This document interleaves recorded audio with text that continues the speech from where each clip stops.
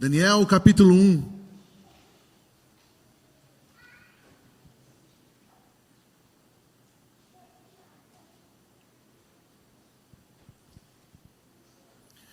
Diz assim a palavra do Senhor: no terceiro ano, no ano terceiro do reinado de Jeoaquim, rei de Judá, veio Nabucodonosor, rei da Babilônia, a Jerusalém e a sitiou.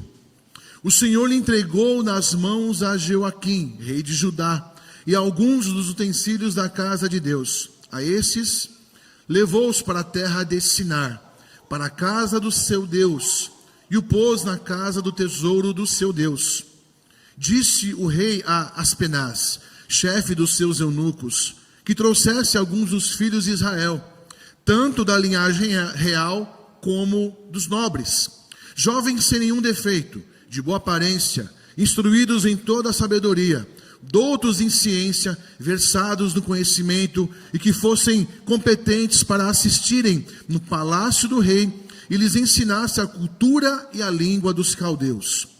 Determinou-lhes que o rei a ração diária das finas iguarias da mesa real e do vinho que ele bebia, e que assim fossem mantidos por 3 anos, ao cabo dos quais assistiram diante do rei.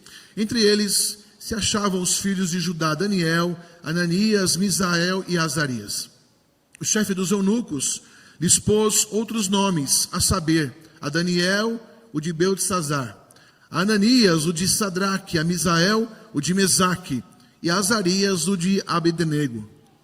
Resolveu Daniel firmemente não contaminar-se com as finas iguarias do rei, nem com o vinho que ele bebia. Então pediu ao chefe dos eunucos que lhe permitisse não contaminar-se. Ora, Deus concedeu a Daniel misericórdia e compreensão da parte do chefe dos eunucos. Disse o chefe dos eunucos a Daniel: tenho medo do meu senhor, o rei, que determinou a vossa comida e a vossa bebida, porque, pois, veria ele o vosso rosto mais abatido do que o dos outros jovens da vossa idade? Assim porieis em perigo a minha cabeça para com o rei. Então disse Daniel ao cozinheiro-chefe, a quem o chefe dos eunucos havia encarregado de cuidar de Daniel, Ananias, Misael e Azarias: experimenta, peço-te os teus servos 10 dias, e que se nos deem legumes a comer e água a beber. Então se veja diante de ti a nossa aparência e a dos jovens que comem das finas iguarias do rei, e segundo vires, age com os teus servos. Ele atendeu e os experimentou 10 dias. No fim dos 10 dias, a sua aparência era melhor. Estavam eles mais robustos do que todos os jovens que comiam das finas iguarias do rei. Com isto, o cozinheiro-chefe tirou deles as finas iguarias e o vinho que deviam beber, e lhes dava legumes. Ora, a esses 4 jovens Deus deu o conhecimento e a inteligência em toda a cultura e sabedoria, mas a Daniel deu inteligência de todas as visões e sonhos. Vencido o tempo determinado pelo rei para que os trouxessem, o chefe dos eunucos os trouxe à presença de Nabucodonosor. Então o rei falou com eles, e entre todos não foram achados outros como Daniel, Ananias, Misael e Azarias. Por isso, passaram a assistir diante do rei. Em toda a matéria de sabedoria e de inteligência sobre a qual o rei lhes fez perguntas, os achou 10 vezes mais doutos do que todos os magos e encantadores que havia em todo o seu reino. E Daniel continuou até o 1º ano do rei Ciro. Vamos orar. Santo Deus, nós lemos a tua palavra, revelação tua, o meio que o Senhor usa para alcançar o coração dos perdidos e para restaurar a nossa fé. Sabemos que estás presente conosco nesse momento no culto, espiritualmente, trabalhando em nossas vidas. Portanto, eu peço-te que trabalhe mais uma vez em nosso coração, através desta mensagem. Me usa com fidelidade as Escrituras, não me deixe distorcê-la ou desviar o meu olhar para o outro lado. Opera nos nossos corações, porque é a tua palavra, e nós dependemos totalmente do Senhor neste momento. Somos reféns da tua verdade, refém dessa palavra viva que trabalha em nossas vidas. Obrigado, Senhor, pois o Senhor fala conosco e trabalhará em nossas vidas nesta manhã, para louvor do teu santo nome. E assim eu oro, grato ao Senhor pedindo a sua bênção em nome de Jesus. Amém. Irmãos, ao abrir esse livro e lê-lo todo, e principalmente o capítulo 1, parece que eu abri o jornal de hoje. As verdades contidas aqui nesse capítulo são verdades que eu aplico facilmente aos dias de hoje. O mundo tentando convencer a igreja a adotar o padrão que ele estabelece. Só que nós somos chamados a vivermos íntegros em um mundo hostil. Em qual sentido esse mundo é hostil? No sentido de oferecer-nos essas iguarias, atrativas aos nossos olhos, bonitas, perfeitas, mas que vão nos contaminar. E o texto é riquíssimo em exemplos e na conduta principalmente de Daniel e de seus amigos. Ora, o livro se inicia em um dos períodos mais sombrios da história de Judá. No 3º ano do reinado de Joaquim, Nabucodonosor, rei da Babilônia, cercou Jerusalém e a levou cativa, cumprindo as advertências proféticas de um juízo divino. Deus havia avisado esse povo que isso aconteceria. E entre os levados a esse exílio, estavam jovens de linhagem real e de nobreza. Nós vimos isso no texto. Jovens inteligentes, promissores, culturalmente capazes, escolhidos para serem moldados segundo os padrões da corte babilônica. Daniel e seus 3 amigos são parte desse grupo. Imagine, longe da sua terra, sem o templo, sem o culto comunitário e submetidos a uma cultura poderosa, uma cultura sedutora, uma cultura profundamente pagã. E esses jovens são matriculados em uma espécie de programa imperial de assimilação. Ora, é como se nós jogássemos os nossos jovens de hoje em uma faculdade babilônica, sem instruí-los. Infelizmente, facilmente seriam moldados por essa cultura. Veja que o Evangelho vai começar a se desenhar e se mostrar através desse texto do Antigo Testamento como algo que não se acomoda em nenhuma cultura. Pelo contrário, a igreja não é formada ou moldada pela cultura, a igreja gera cultura. Pelo menos deveria ser assim. Através de um mandato lá em Gênesis, onde Deus ordena o homem a produzir cultura nessa terra, a ocupar lugares de preeminência, lugares onde ele possa expressar e influenciar. Mas o homem peca e falha em sua missão. Mas ainda há uma esperança, porque há homens como Daniel, ainda nos tempos de hoje. Há homens e mulheres como os amigos de Daniel, que não se rendem, que vivem íntegros em um mundo hostil, em um mundo que nos odeia. Me admira quando alguns cristãos vão na internet expressar a sua fé, ou as suas mazelas, né? E falam assim, como esse mundo odeia a gente, por que acontece isso? Ora, o próprio Jesus já disse isso. Nos odeiam porque nós o amamos. Odeiam Ele primeiro. Nós seremos perseguidos pelo nome de Jesus, por causa do nome de Cristo. Portanto, o que o contexto está nos explicando é que querem colocar goela abaixo da igreja uma assimilação cultural, e a igreja não aceitará isso. Nós não podemos aceitar isso. Nós não podemos provar desses manjares, porque sim, são saborosos, são atrativos, mas não são do Senhor. Olha que loucura, nós temos que viver num mundo hostil como peregrinos, olhando para a terra prometida, sendo tentados a todo momento. Como suportar isso? Como viver íntegro e em fidelidade neste mundo? Eu acho que essa é a grande pergunta que esse texto vai levantar. Como não se vender às tentações deste mundo? Se não, estaremos vivendo o evangelho nominal. Venho ao culto, eu oro, mas nos negócios eu sou desleal. Venho ao culto, eu oro, mas nas relações eu sou um traidor. Venho ao culto, eu oro, mas quando é bem proposto um manjar babilônico, eu não hesito em aceitá-lo, em rejeitá-lo, desculpa.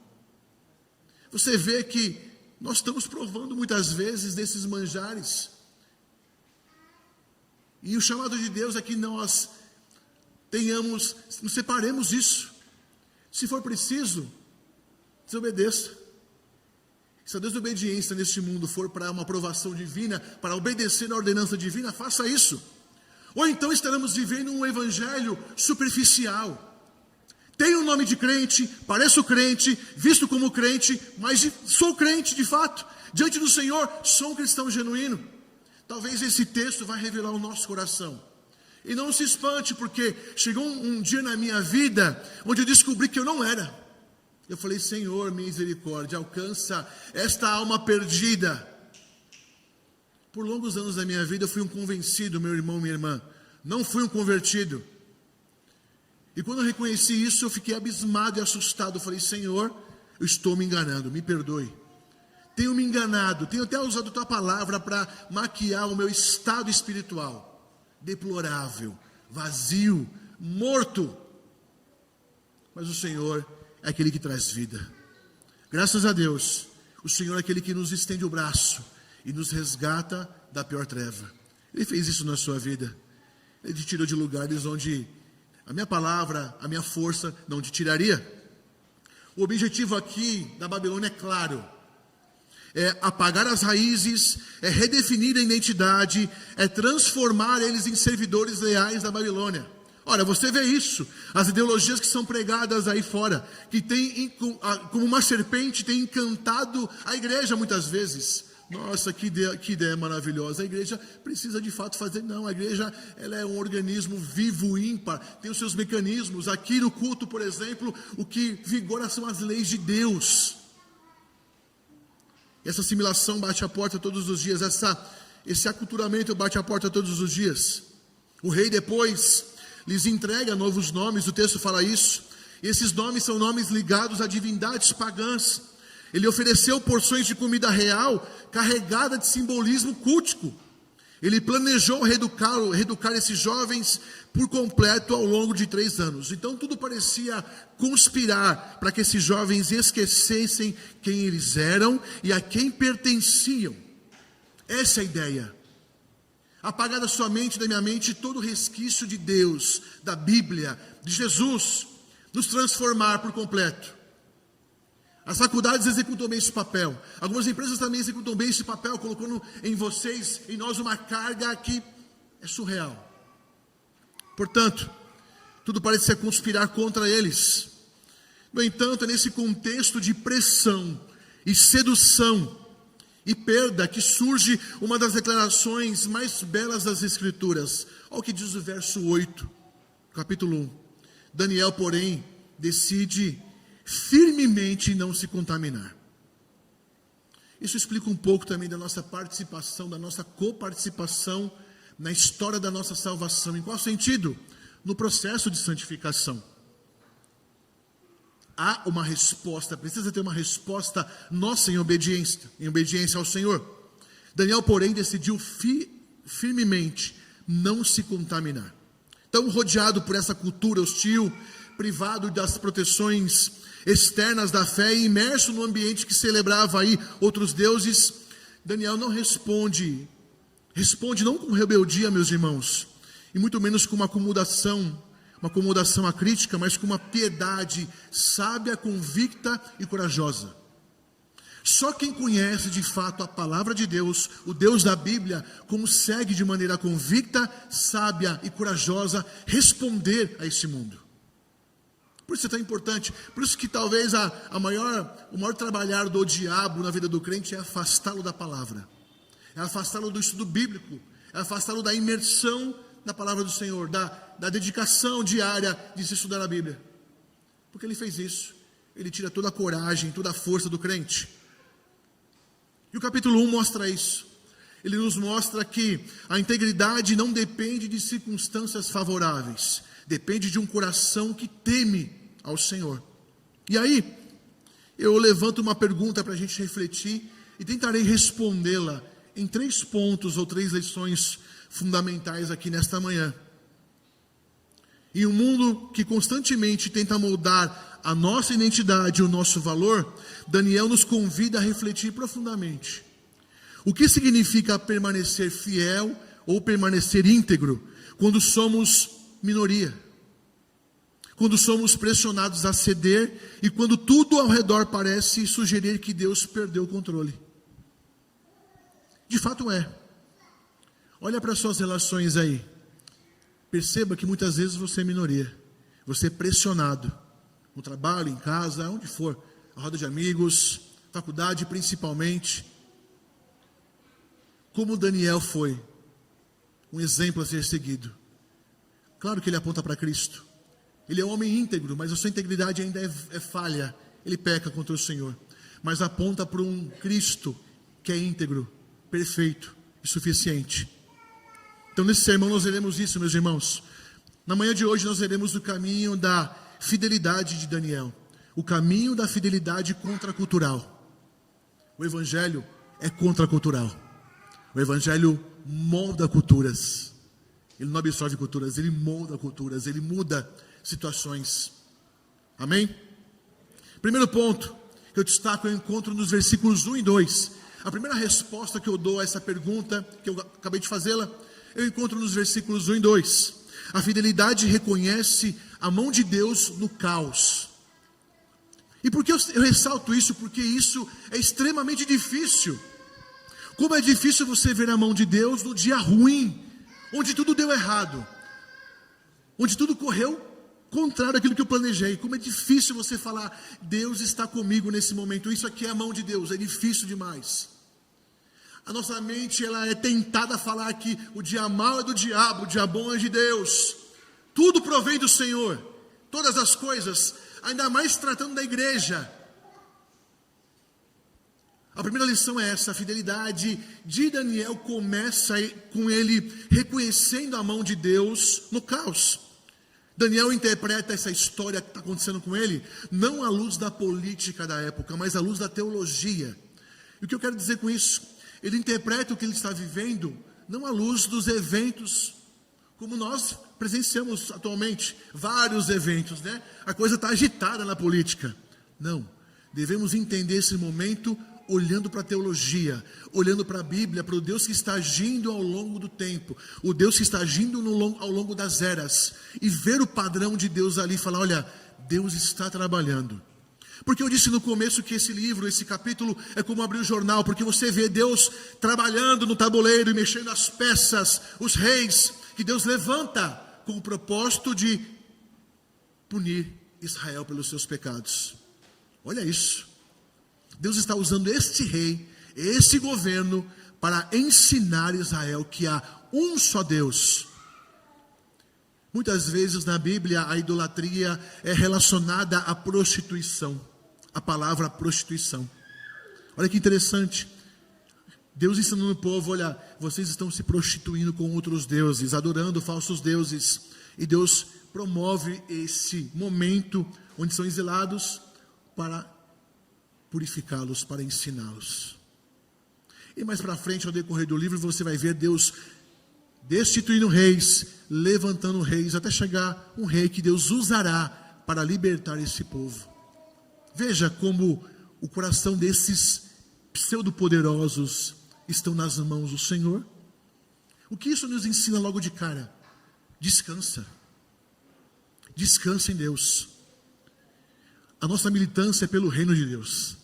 Nossa militância é para fazer com que essa cultura divina alcance os corações. Não sejamos ingênuos ao adotarmos candidatos como bibelôs, pelo amor de Deus, não podemos fazer isso. Devemos sim votar com consciência, mas o nosso coração é voltado ao rei, ao verdadeiro rei, ao governo incorruptível, aquele que está no nosso meio passeando. Em Apocalipse 1 fala isso, ele está no nosso meio, sondando corações e trabalhando em nossas vidas. Esse é o Deus que nós servimos. É crer e ser fiel ao Senhor, quando tudo parecer contrário. E aí, o verso 2 ele fala, o Senhor lhe entregou nas mãos a Joaquim. Nada escapou ou escapa ao controle do Senhor. Deus governa perfeitamente, até quando o mundo parecer desmoronar. A gente nunca teve um momento tão crítico, né, com tantas guerras acontecendo, com tantos escândalos aparecendo. Deus continua no controle. Deus continua trabalhando. E o nosso coração deve descansar nessa verdade. Eu sei que isso gera em nós, também gera em mim, indignação, revolta, tristeza. Mas não adianta, o propósito do Senhor será cumprido. E nós, graças ao Senhor, graças ao dono da igreja, estamos protegidos pela sua potente mão.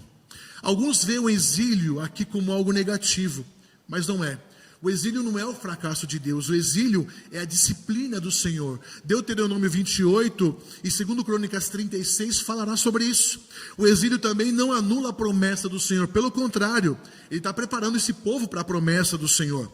O exílio não tem a intenção de destruir esse povo, mas de purificar o povo. Você transportar o exílio para a tua vida, você vai entender que muitas vezes o caos na vida é Deus me purificando, Deus cuidando das nossas vidas. Daniel sabe que quando Deus permite essas trevas, é porque Ele tem um propósito maior, não é verdade? Assim em nós também, Deus tem um propósito maior.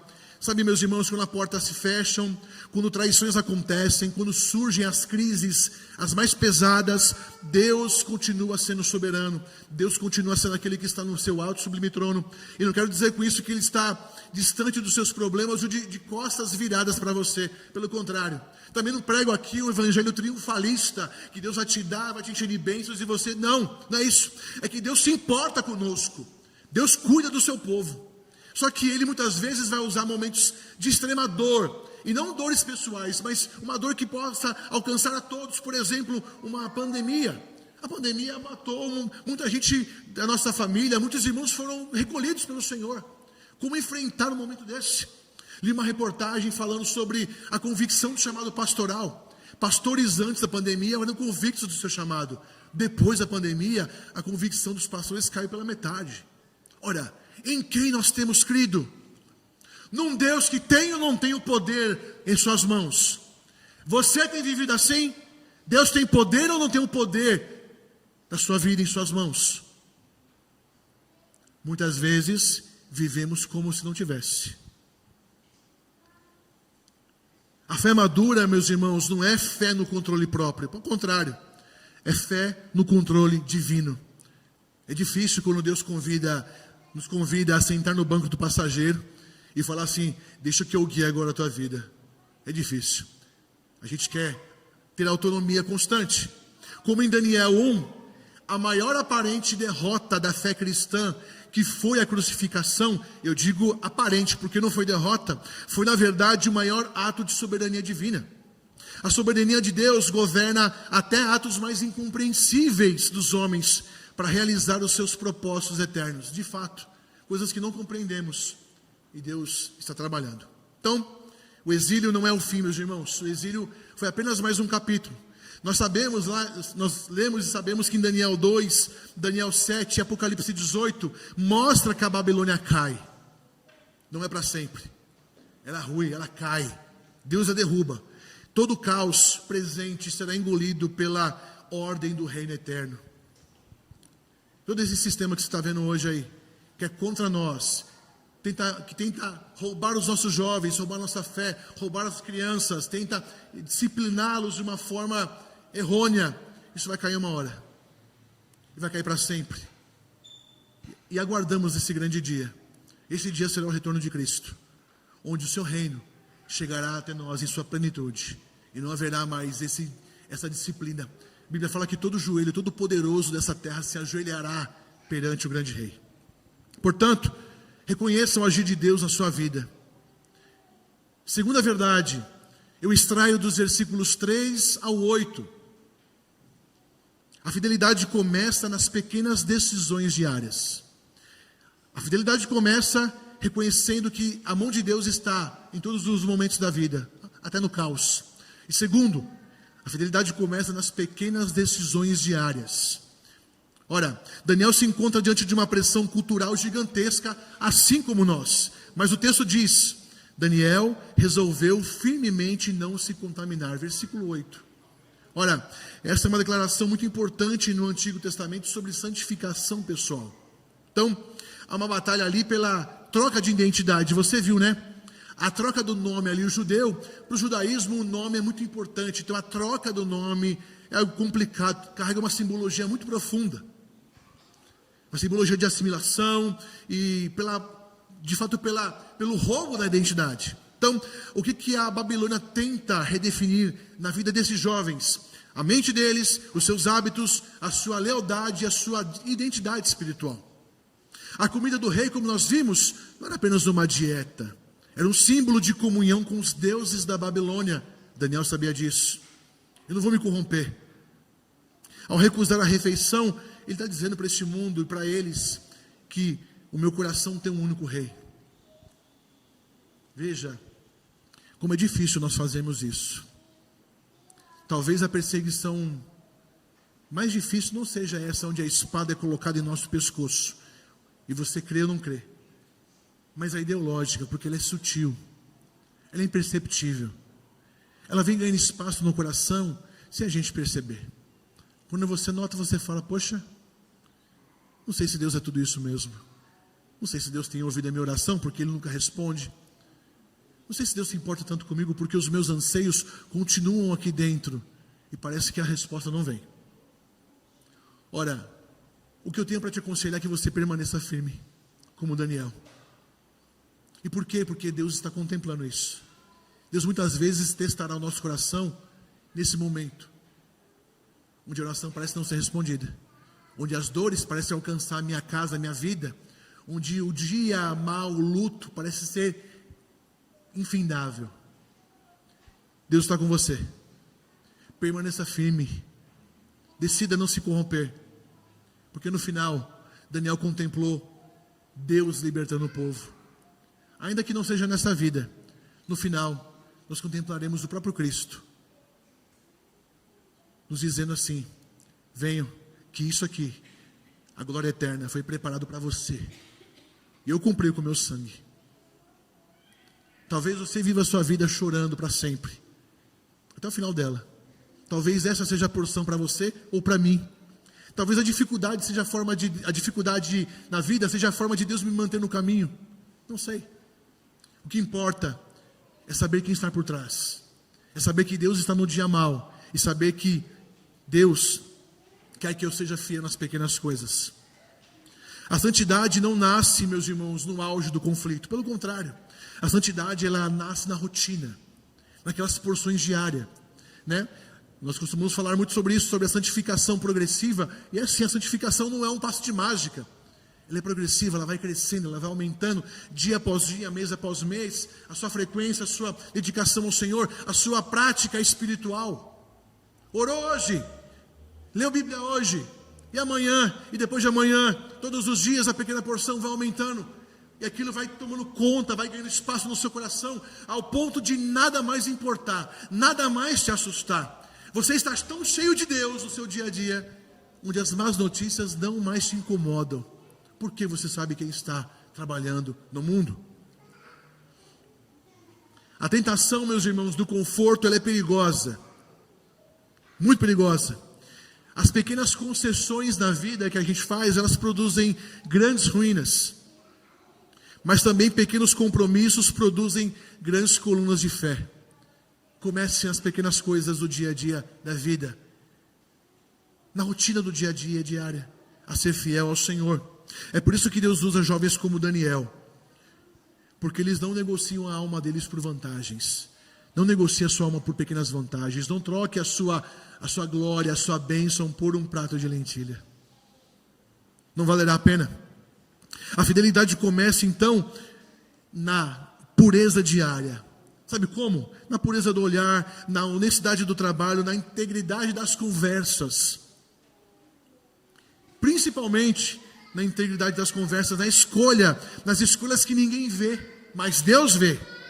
Da recusa de qualquer pacto com ídolos modernos, por exemplo, dinheiro, status, poder, prazer, autoafirmação.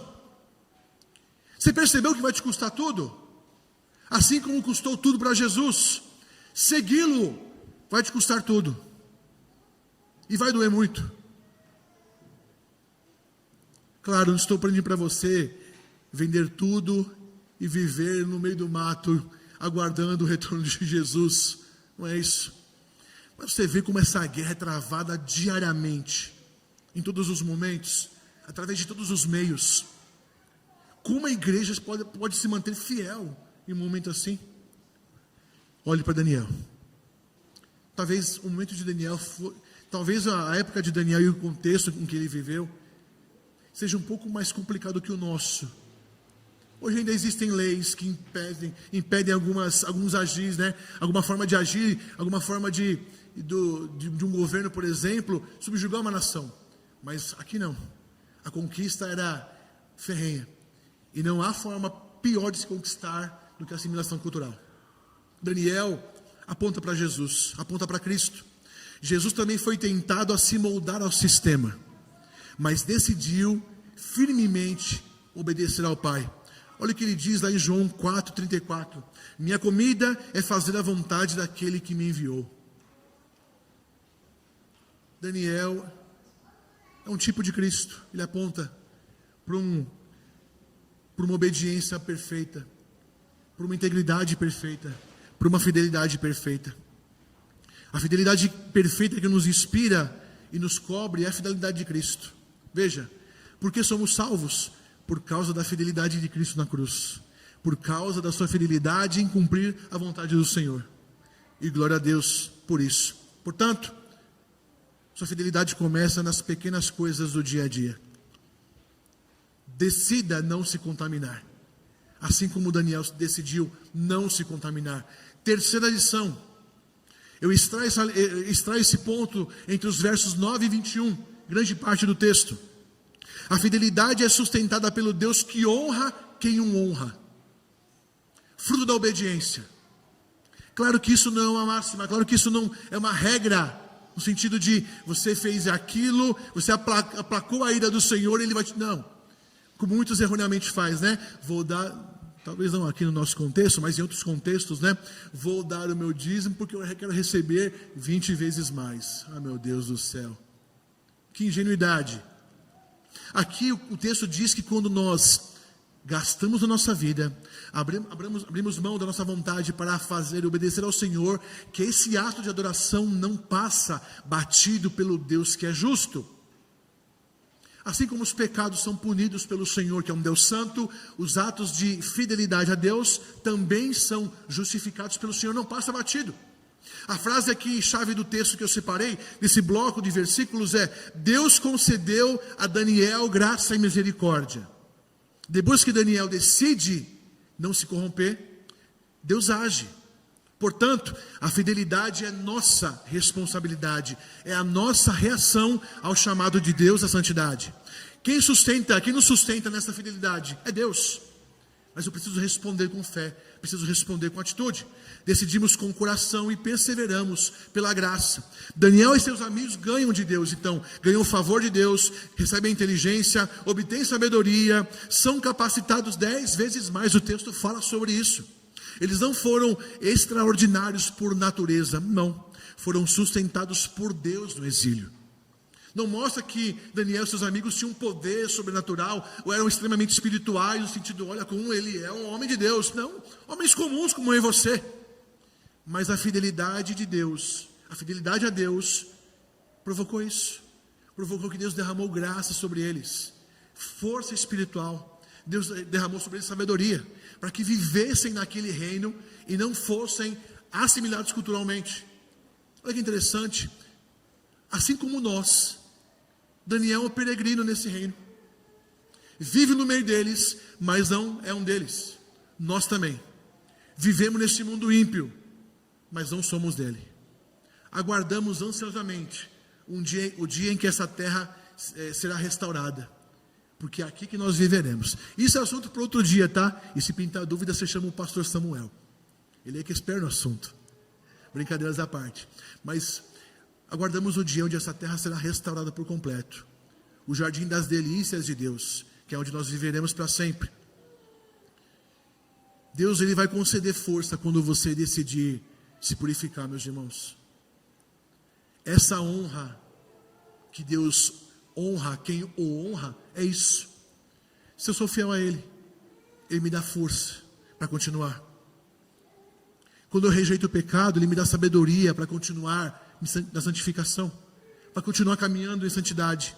Assim como Daniel foi exaltado em Babilônia, Cristo foi exaltado após a sua fidelidade perfeita na cruz. Você vê que essa história também aponta para a fidelidade maior que a fidelidade de Jesus.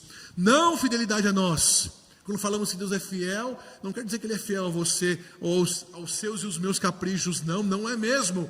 Deus é fiel a seus planos, Deus é fiel à sua santa vontade, Deus é fiel à sua construção, desde Gênesis até o final do Apocalipse, mostrando a sua revelação, mostrando o que faria para resgatar o seu povo. A isso, Deus é fiel. O texto termina dizendo que Daniel permaneceu até Ciro, isto é, ele viu reis caírem, impérios ruírem e Deus cumprir os seus planos. Nós também veremos muitos reis se levantarem e muitos reis caírem, muitos governos implantarem medidas e medidas caírem. Nós também presenciaremos isso, e isso é um prenúncio de que todo reino humano um dia cairá, de que todo império anticristão também ruirá, e que o reino do Cordeiro triunfará. Aceitem, o mundo aceite ou não aceite, o mundo acredite ou não acredite, Cristo já reina espiritualmente através da igreja, e o dia que Ele voltar, vai ser um grande dia. Que dia glorioso. Talvez se pudéssemos fazer uma ilustração disso, vai ser um dia glorioso. Vai ser um dia onde as suas lágrimas não conseguirão se conter. Você vai chorar porque você vai ver aquilo que você leu e creu encarnado, vivo na sua frente. Maravilha. Pode ser agora? Poderia, né? Bem que poderia ser agora, mas o Senhor sabe o tempo, Ele sabe a hora certa. Por isso honre o Senhor que te livrou da morte. Honre ao Senhor que te livrou de uma grande enrascada, de uma grande condenação. Concluindo, meus irmãos, Daniel 1 amarra 3 verdades fundamentais que nós vimos aqui nesse texto. A primeira é que Deus governa o caos, e nós podemos confiar mesmo quando tudo parece perdido. Graças a Deus por isso. Segunda verdade é a fidelidade nasce nos detalhes. A santidade aparece na rotina, não quando o barco afunda, não quando o problema aparece. É uma construção, ela é progressiva e vai durar até o fim da vida. E a terceira verdade é que Deus sustenta e honra os fiéis. Ele nunca abandona aqueles que permanecem firmes, e não abandona mesmo. A grande pergunta é se você pertence ao Cristo que foi fiel por você, ou se nós temos deixado as influências da Babilônia moderna modelar ou moldar a nossa identidade. Temos deixado os parâmetros desse mundo dizer quem eu devo ser? Temos deixado os parâmetros desse mundo dizendo que se eu não tiver A, B ou C, eu não sou bem sucedido? O que é ser bem sucedido? O que é ser feliz? A Bíblia responde isso. Ser bem sucedido é ser chamado filho de Deus. Ser bem sucedido é ser reconhecido pelo Senhor. Ser bem-sucedido é poder entrar na sala do trono, pelo caminho novo e vivo, chamado Cristo Jesus, e falar com Deus. O restante é obediência, o restante é chamamento nessa vida, o restante é temporário. Vai acabar uma hora, a força acaba, o emprego acaba, a vida acaba, mas essas bênçãos que nós temos em Cristo não acabam.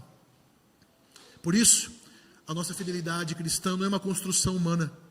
A nossa fidelidade é construída como uma resposta à fidelidade do Filho. O fiel, o único, aquele que cumpriu as exigências na cruz. Por causa da sua fidelidade, Jesus, eu posso estar aqui hoje, sendo fiel ao Senhor. Deus, Ele não está procurando, Ele procura homens e mulheres que permaneçam fiéis neste exílio. O exílio que é a nossa vida. Essa história de Daniel reflete a nossa vida, a nossa história. Nós, povo de Deus, inseridos em um governo que é um governo anticristão, que é um governo que se mascara para ganhar adeptos. E muitos crentes se encantam com o canto da serpente. A mesma serpente que encantou lá no Éden, continua ainda encantando. Mas existe um remanescente, existe um que pisou na cabeça da serpente e a venceu para sempre. Deus não procura perfeitos, mas resolutos, não poderosos, mas gente que dependa dele, gente dependente do Senhor, gente consagrada ao Senhor. E eu encerro com uma frase muito simples: assim como Daniel foi fiel, permaneça fiel. Assim como Cristo obedeceu com confiança, obedeça com confiança. E assim como o reino persevera até o fim, você também persevera até o fim. A Bíblia diz que vale a pena. O que os nossos olhos verão, eles nunca nem imaginaram. Quando a Bíblia fala que as ruas serão de ouro e o mar de cristal, não sei se ela vai ser de ouro literalmente, mas Deus usa muito figura de linguagem para encantar os nossos olhos, dizendo que o ouro lá, Ele usa para que seja pisado. O ouro aqui é usado para que as pessoas se matem, para conquistá-lo. E lá, na nossa nova morada, ele é tão comum que ele vai ser pisado. Este é o reino que eu e você pertencemos. Por isso, seja íntegro e fiel ao Senhor nesse mundo hostil, porque isso remete toda a glória da nossa vida ao Senhor.